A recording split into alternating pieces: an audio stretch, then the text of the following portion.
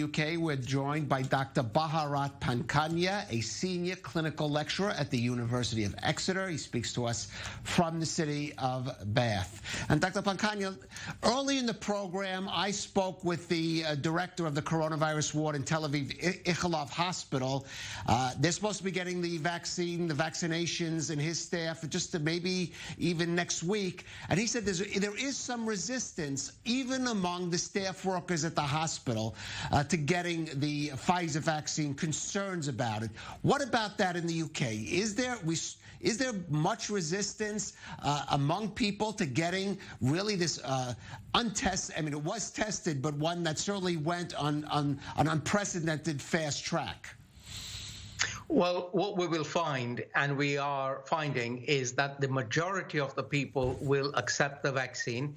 And I also wish to take people who are concerned about it, because you don't ignore them, but you take them with you. I'm a veteran of the MMR vaccine issues, and I remember talking for days on end, months on end, for a long, prolonged period, taking my people with me, explaining to them gently, carefully, sincerely. And most of my people finally understood it better. They were grateful to understand it better, and then they took their vaccines for MMR.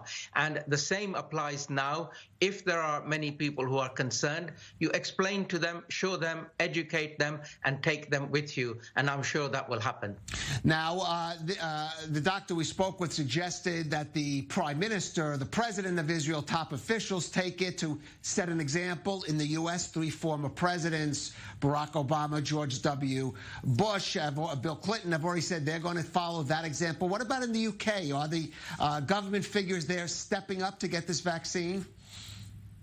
I don't know, but I know that Her Majesty Queen Elizabeth II will be taking the vaccine and saying she has. I have a better idea. A much better idea is get the ordinary man in the street to be immunized and show that ordinary people like you, like me, like all of us are going to be immunized and are benefit. I think the world has had enough of politicians posturing and saying, look at me, I'm taking the vaccine. I'd much rather ordinary John Smith taking the vaccine. Much better.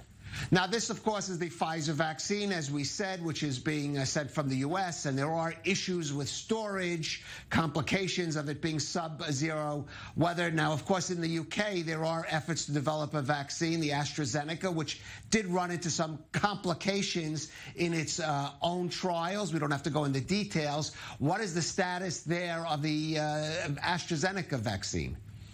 So I have some very good news to share with your viewers and listeners, which is today I read a paper published in the Lancet magazine, so everyone can go and refer back to it, that the results from the AstraZeneca Oxford University vaccine group are very, very promising.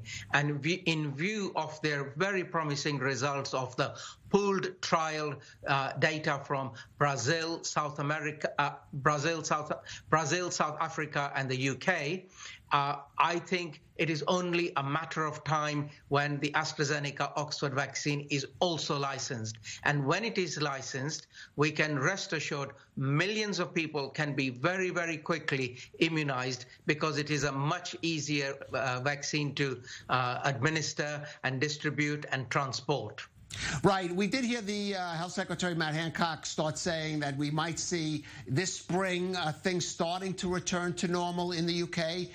Is that a realistic goal, or maybe a little overly optimistic, given the fact that we really have to scale? You're going to have to scale up to the millions, tens of millions there, certainly in the UK.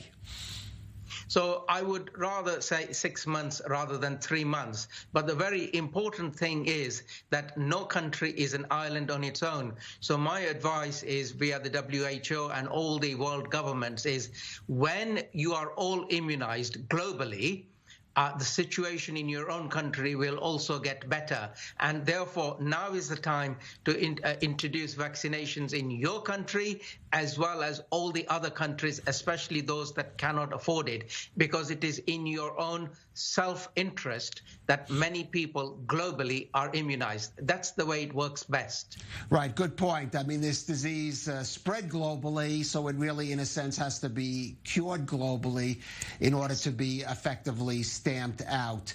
Well, I see a nice Christmas tree behind you. We're not there yet, but hopefully there will be some more good news going into Christmas. Dr. Bharat Pankhania, thank you for joining us on The Rundown. Thank you. Good evening.